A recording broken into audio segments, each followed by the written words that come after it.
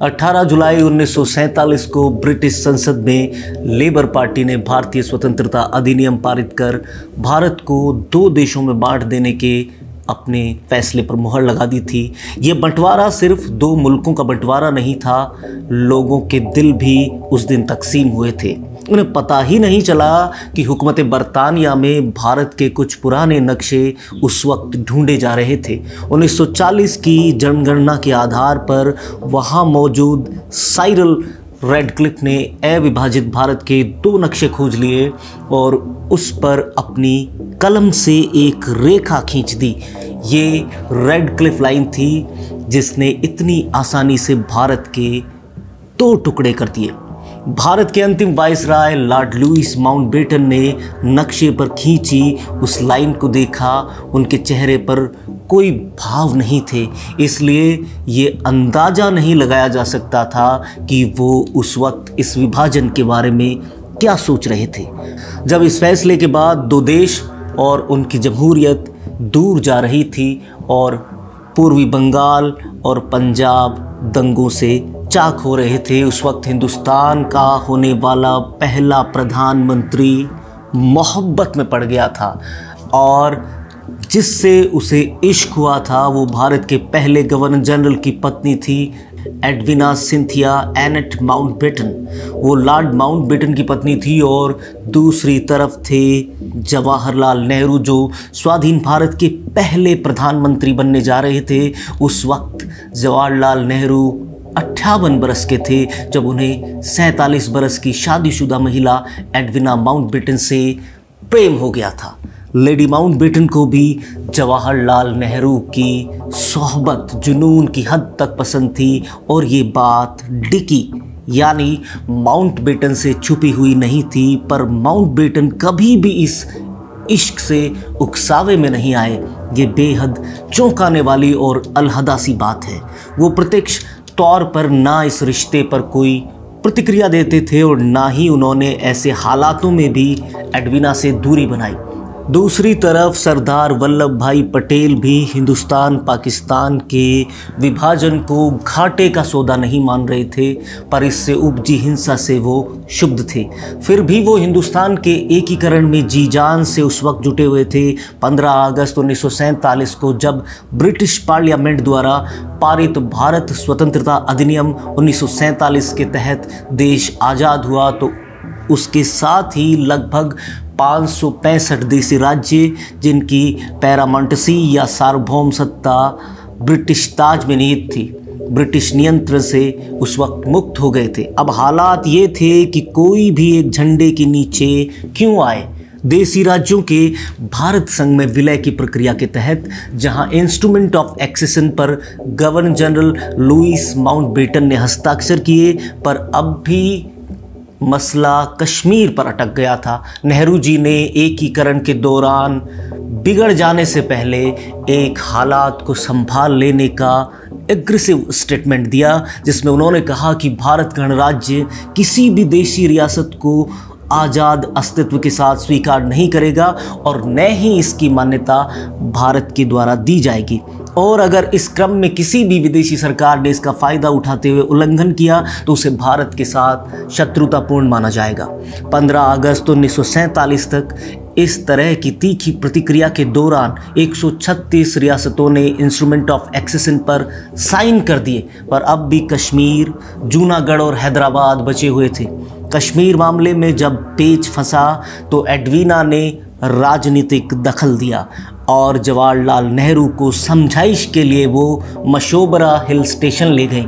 इस बात का जिक्र मॉर्गन जेनेट की किताब Edwina Mountbatten A life of her on में एडविना की एक चिट्ठी के हवाले से मिलता है, जिसमें एडविना माउंटबेटन पंडित जवाहरलाल नेहरू को संबोधित करते हुए लिखती हैं कि तुम्हें मशोबरा ले जाकर तुमसे गुफ्तगू करना मेरा जुनून बन गया है। एडविना खुले और आज़ाद ख्याल की महिला थी और नेहरू जी भी अपनी इंग्लैंड में हुई पढ़ाई और वहाँ की उन्मुक्तता को भूले नहीं थे, या हो सकता है कि एडविना की सोहबत से उनमें पश्चिम के स्वतंत्र ख्याल वापस जाग गए हों। पर वो ये भारत में उस वक्त कर रहे थे जब देश की सबसे बड़ी जिम्मेदारी उन पर आन पड़ी थी। वो भारत के प्रधानमंत्री थे। भारत इतनी आज़ादी का आदी नहीं था और वो तो अभी गुलामी से छूटा था। उसे पश्चिम की ये रंगीनियत अपने प्रधानमंत्री में तो कम से कम नहीं देखनी थी, पर गैर मामूली ढंग से कोई आवाज़ इसके खिलाफ नहीं उठी, क्योंकि देश 250 साल बाद बोलना सीख पाया था। नेहरू जी को शायद एडविना का साथ इसलिए भी पसंद था कि वो ऐसी पाश्चात्य महिला थी जो उनके आसपास ही अब रहने वाली थी। पहले एडविना भारत नहीं आना चाहती थी, पर वो आई। दूसरी तरफ नेहरू जी की शादी पत्नी कमला कौर नेहरू से 8 फरवरी 1916 में हुई थी और 20 साल में ही 1936 में उनकी मौत हो गई।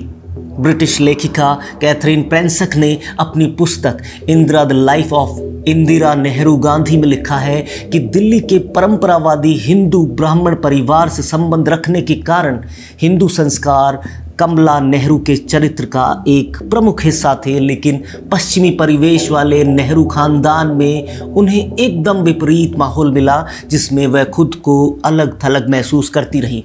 कमला नेहरू बेहद सरल कश्मीरी ब्राह्मण थी। 7 बरस इंग्लैंड में रहे नेहरू जी के साथ उनका रिश्ता सामान्य नहीं रहा। खुद नेहरू जी ने ये स्वीकार किया है। 58 बरस में अपनी पसंद के अनुरूप नेहरू जी की ज़िंदगी में अब कोई आ गया था। नेहरू जी को इस बात की कोई परवाह नहीं रही कि एडविना का अतीत भी काफ़ी रंगीन मिजाजी वाला रहा है। उनके कई पुरुषों से संबंध थे और नेहरू और एडविना की इतनी करीबी अंतरंगता ने डिकी को सिर्फ एडविना का दोस्त बना दिया, पर माउंटबेटन उर्फ डिकी इस बात से कभी परेशान नहीं दिखे। जवाहरलाल नेहरू की मदहोशी का आलम यह था कि वो खुलेआम एडविना के साथ इजिप्शियन सिगरेट्स पीते थे और कभी सिगार। नेहरू एडविना को महंगे उपहार देते थे। एक बार नेहरू जी ने उड़ीसा के पुरी के पास कोणार्क के सूर्य मंदिर में लगी मूर्तियों की कामोत्तेजक भंगिमाओं की तस्वीरें भी भेजी। नेहरू जी को कभी नहीं लगा कि माउंटबेटन पति से दोस्त बन गए और वो खुद अनजान से कैसे एडविना की ज़िंदगी में पति के समकक्ष आ गए। ये प्रत्यक्ष इल्ज़ाम तो नहीं है, पर एडविना विभाजन में एक एजेंट का काम कर रही थी, क्योंकि जवाहरलाल उनके साथ इतने मशगूल थे कि दूसरी तरफ लॉर्ड माउंटबेटन को ब्रिटिश सरकार ने विभाजन का जो काम दिया था वो आसानी से होता चला जा रहा था। एडविना कई बार लुइस माउंटबेटन को तलाक की धमकी दे चुकी थी, पर बड़ी चतुराई से माउंटबेटन गवर्नर जनरल रहते हुए इसे टाल देते थे। वो जानबूझकर एडविना की स्वायत्तता को चुनौती नहीं देते थे। ब्रिटिश इतिहासकार फिलिप जैगलर माउंटबेटन की बायोग्राफी में उस खत का हवाला देते हैं जो माउंटबेटन ने अपनी बेटी पैट्रिशिया को लिखा था। माउंटबेटन ने लिखा है कि इस बात को किसी से जाहिर मत करना, पर एडविना और जवाहर एक साथ अच्छी जोड़ी नजर आते हैं। वो एक दूसरे से प्यार करते हैं। मैं और तुम्हारी बहन पामेला उनकी इसमें मदद कर रहे हैं। तुम्हारी माँ बहुत खुश है। इधर नेहरू भी कोणार्क के सूर्य मंदिर की मूर्तियों की कामोत्तेजक भाव भंगिमाओं वाली तस्वीरें भेजते वक्त साथ में एडविना को लिखते हैं कि इन तस्वीरों को देखकर एक बार तो मेरी सांस अटक गई थी, पर मुझे इन्हें तुम्हें भेजते वक्त कोई शर्मिंदगी नहीं है और मुझे तुमसे कुछ भी छुपाना नहीं था। एडविना भी जवाबी चिट्ठी में लिखती हैं कि ये मूर्तियाँ मुझे लुभा रही हैं। मैं रति में और भी कुछ देखती हूँ, वो मेरे लिए इससे भी आगे आत्मा की खूबसूरती वाला है। माउंटबेटन और एडविना 21 जून 1948 तक 10 महीने भारत रहे और फिर वो वापस लौट गए, लेकिन 10 महीने नेहरू जी के लिए स्वर्ग से भी ज़्यादा खुशनुमा थे। जल्दी विदुर हुए नेहरू फिर से उन्मुक्त और आज़ाद ख्याली की कभी पीछे छूटी दुनिया में अचानक से वापस आ गए थे और उन्हें ये अपनी ज़िंदगी का सबसे खूबसूरत समय प्रतीत हो रहा था। एडविना को वो रोक लेना चाहते थे, पर वो अब जाने के लिए तैयार थी। नेहरू जी के एडविना के लिए पढ़े गए विदाई भाषण में सब कुछ साफ हो जाता है कि नेहरू उनके जाने की वेदना को मोहब्बत में किस तरह से ले रहे थे। भगवान या किसी परी ने तुम्हें इतना सुंदर बनाया, इतनी बुद्धि, ये मृदुता, ये दिलकशी और शक्ति दी, और इसके अलावा भी तुम्हें इससे भी ज़्यादा दिया गया है, और वो है एक शानदार इंसानी चेतना और लोगों की खिदमत करने का अवसर। इन सब विशेषताओं के मिश्रित असर ने तुम्हें एक कमाल की औरत बनाया है। भाषण खत्म हुआ और लेडी एडविना आंसुओं में बह गई। दूसरी तरफ पंडित नेहरू भी अबोध बच्चे की तरह फफक फफक कर रोए। वो ये भी भूल गए कि वो भारत के प्रधानमंत्री हैं और इसका औपचारिक शिष्टाचार मानवीय भावनाओं से भी सर्वोपरि है। लेकिन उस दिन एक महबूब रोया, गलती से वो प्रधानमंत्री था।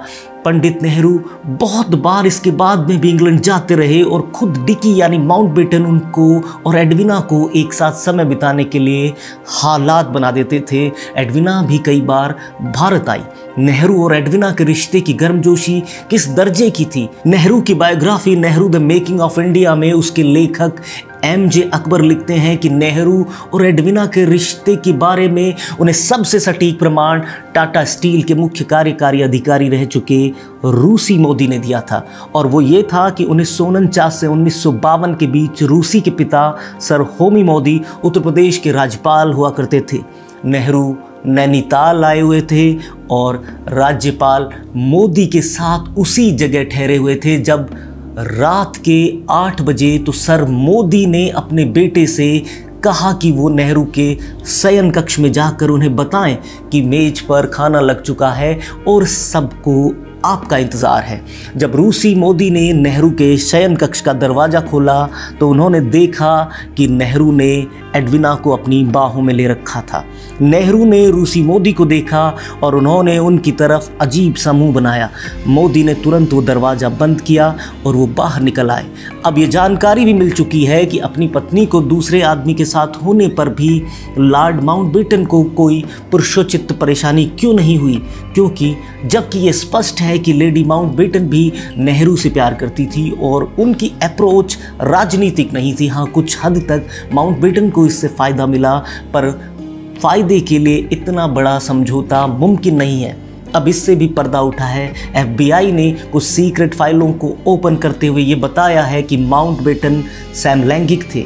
नेहरू को कोई संकोच नहीं था कि वो एडविना के साथ स्विमिंग पूल में नजर आए या उनके माथे को चूमते और PM रहते उनका हाथ पकड़कर चलने में। भारत का प्रधानमंत्री रात को 2 से 4 बजे तक लगभग एक बेहद रूमानी खत एडविना को लिखा करता था। इससे भी बड़ी बात, 50 के दशक में अपनी ब्रिटेन यात्रा के दौरान नेहरू जी लेडी माउंटबेटन के घर पर प्रवास करते थे। 21 फरवरी 1960 को जब लेडी एडविना का बोर्नियो में निधन हुआ, तब उन्होंने नेहरू के लिखे खतों से भरी ब्रीफ केस लॉर्ड माउंटबेटन के पास पहुंचाने का हुक्म दिया। ब्रिटिश सरकार के पास आज भी उनके कई खत ऐसे हैं जिनके खुलासे के लिए ब्रिटेन की सरकार तैयार नहीं है। उनका तर्क है कि ये भारत पाक और ब्रिटेन संबंधों की दृढ़ता को ठेस पहुंचा सकते हैं। एडविना की मौत के बाद भारत का जंगी जहाज INS त्रिशूल नेहरू की ओर से गेंदे के फूलों से बना पुष्प गुच्छ लेकर उस जगह समंदर में पहुंचा जहां ब्रिटिश नौसैनिक जहाज HMS वैकफुल एडविना के पार्थिव शरीर को समंदर को सौंपने आया था। एडविना की इच्छा थी कि मौत के बाद उन्हें समंदर में दफनाया जाए। एडविना और नेहरू के रिश्तों पर वक्त की गर्द को और झाड़ कर देखने की कोशिश जमाना करता रहेगा। बस हमारी जानिब से आप सिर्फ अच्छा और सच्चा सुनते रहेंगे। आपको हमारा एक काम करना है, हमारे चैनल को सब्सक्राइब करना है, बेल आइकन को प्रेस करना है, ताकि कोई किस्सा, कोई कहानी, कोई खबर आपसे छूटे ना। शुक्रिया। Please subscribe and don't forget to press the bell icon to get notified whenever we upload a new video.